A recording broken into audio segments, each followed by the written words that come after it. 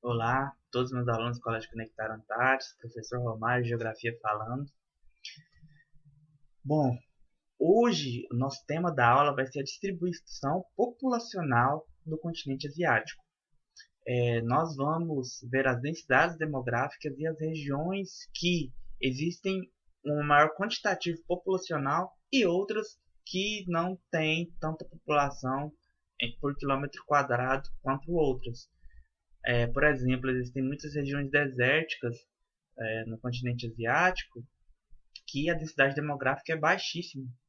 Porém, outras nas regiões litorâneas que a densidade demográfica é muito alta. Muitas pessoas em um pequeno espaço. A densidade demográfica é isso. É a área e o quantitativo de pessoas, ou seja, o quantitativo de pessoas por área, certo? Esse é o continente asiático. Aqui nós podemos ver a região do Oriente Médio. Aqui nós vemos a região da Índia, aqui a região da China. Essa parte aqui é a Rússia Oriental, ou seja, a Rússia é dividida por dois. Ela está em dois continentes. A parte ocidental está no continente europeu e a parte oriental está no continente asiático. A Ásia é o maior continente do mundo em proporção territorial. Ela possui um terço de todas as terras que não estão submersas. Além disso, ela tem o maior quantitativo populacional do mundo também. Mais de 60% da população mundial está no continente asiático, certo? Aqui nós temos um mapa da distribuição populacional no mundo. Quanto mais vai escurecendo, maior a população. Quanto mais vai escurecendo esse tom de bege, marrom aqui, maior vai ser a população. Quanto mais claro, menor vai ser a população. Um exemplo é a região do Canadá. O Canadá tem um tom bege bem claro. Quer dizer que a quantitativo populacional lá é pequeno. E realmente é. Esse território dessa proporção aqui não chega a 40 milhões de habitantes. Agora os Estados Unidos, por exemplo, é mais escuro, porque aqui a densidade demográfica é bem maior, é mais de 300 milhões de habitantes. Agora, quando nós vamos para o continente asiático, escurece bastante, porque a região da China, só a China tem mais de 1.410 milhões de habitantes. A Índia, 1.300 milhões de habitantes. Já é muita pessoa, muita gente para um espaço. Então essa área aqui naturalmente vai ser mais escura mesmo, pelo tanto de pessoas no território. A área do Japão também vai ser mais escura, porque é muitas pessoas num pequeno território. A China é um aglomerado de ilhas, porém tem mais de 127 milhões de habitantes, quase 130 milhões de habitantes, para um pequeno pedaço de território. População da Ásia, como eu já disse, né, mais de 60% da população mundial. Tem países que têm mais de 1 bilhão de habitantes, a exemplo da China e a Índia. A distribuição populacional é irregular, porque existem as áreas litorâneas. As áreas litorâneas de todos os países estão as indústrias, estão os aglomerados populacionais e as grandes cidades. Por existir um sistema estratégico. Os portos geralmente estão lá, os aeroportos também. Então isso facilita a logística do país e facilita também para a população. Então, as maiores cidades da grande maioria dos países asiáticos estão nas regiões litorâneas. E as regiões litorâneas sempre são com maior aglomerado de pessoas. Então, a densidade demográfica vai ser maior. Em relação à população, ela está sempre em crescimento. Mas existe uma política de controle de natalidade. Essa política ela é mais rigorosa na Índia e na China. Mas a China, posterior de 2015 até os dias de hoje, já alterou a sua política de controle de natalidade. Como a população está envelhecida se comparada a antigamente, isso traz um grande problema previdenciário, né? Porque quem paga a previdência no final são os trabalhadores, são quem faz parte da população economicamente ativa. Quando você não tem a população tão jovem para trabalhar e poder ajudar com os impostos a pagar a previdência, isso se torna um problema. Então a China está tentando resolver esse problema com a política, alterando a sua política de controle de natalidade, transportando antes era um filho, hoje em dia as famílias podem ter até 2 filhos. E isso é uma grande mudança, já se comparado desde a década de 70, que essa política de natalidade está valendo para a China. Isso altera bastante a configuração da pirâmide etária do país. Outro caso é a Índia. Só que a população da Índia ela é mais jovem do que a população chinesa. Ela é mais jovem, mas ela tem políticas diferentes da China. Lá existe a esterilização em massa. Principalmente a população pobre, ela já é esterilizada antes de ter filhos.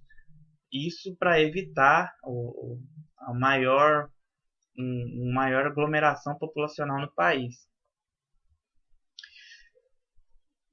Políticas de controle. Aqui, como eu já disse, a Índia é um país que tende, como é um país mais jovem, ele tende a superar futuramente a população chinesa.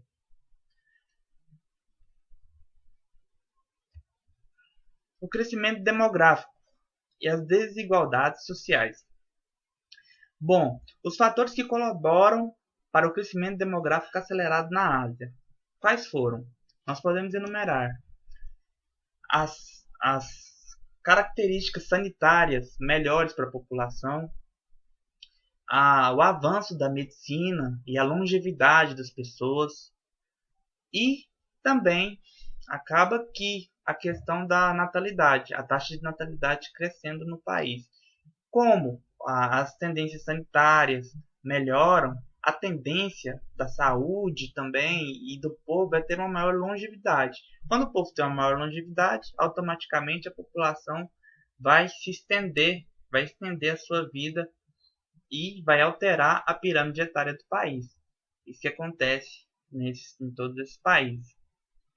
Bom, o exemplo que eu dei do Japão, como é um país industrializado, mais industrializado da região da Ásia, digamos assim, pela sua faixa territorial ser pequena, ele conseguiu uma ampla industrialização desse território. Ele é um país mais urbano. Outro país também que é muito urbano é Israel. Israel também já superou essa faixa de produção rural para a produção industrial. Israel sofreu muita influência dos Estados Unidos, por isso é um grande país em termos de desenvolvimento tecnológico e industrial. Ele também é um exemplo asiático a ser bem lembrado aí. Israel, Coreia do Sul, todos esses países são bem industrializados. Não se espantem, Israel faz parte da Ásia, só que está na região ali do Oriente Médio, assim como o Kuwait faz parte, o Afeganistão faz parte, muitos outros países do Oriente Médio fazem parte do continente asiático. Aqui já é o que eu disse, a maioria da população da Ásia é rural, porém tem grandes centros econômicos, grandes cidades. Nós podemos ver exemplo de industrialização nessas cidades. A Ásia abriga países de diversas etnias, religiões e culturas. Bom, nós vemos a cultura árabe ali no Oriente Médio é totalmente diferente da cultura asiática. Questão religiosa, tem muitos asiáticos que são budistas, outros hinduístas, outros seguem religiões diferentes. Então, é um povo que tem costumes e culturas muito diferentes uns dos outros. Inclusive no mesmo país, povos com culturas diferentes. Na China, por exemplo, a etnia que domina 92% do país é a etnia Han. H-A-N, Han, viu, gente? Línguas e dialetos falados na Ásia. Chinês, o hindi, o árabe, que é lá na região do Oriente Médio, o japonês, só para o Japão, idiomas eslavos, como ali na Rússia asiática, ou seja, na Rússia oriental, e o inglês. As religiões, o islamismo, o Islã, que é muito praticado no Oriente Médio, tem o cristianismo também no Oriente Médio, o judaísmo no Oriente Médio, O hinduísmo ali, a região, pertence mais à região da Índia. O budismo, que tem predominância no Japão. E o shintoísmo também, que tem predominância no Japão. Não quer dizer que os outros países não praticam essas religiões, mas a predominância é nesse país que eu já disse a vocês, certo? Bom, o tema da aula hoje foi esse. Foi mais sobre a distribuição populacional asiática. Caso haja alguma dúvida, vocês entrem em contato comigo no meu e-mail, no meu Instagram. Qualquer coisa eu estou à disposição de vocês, certo? Um abraço a todos, espero que todos sejam bem. E caso precisem de algo, estarei à disposição. Abraço.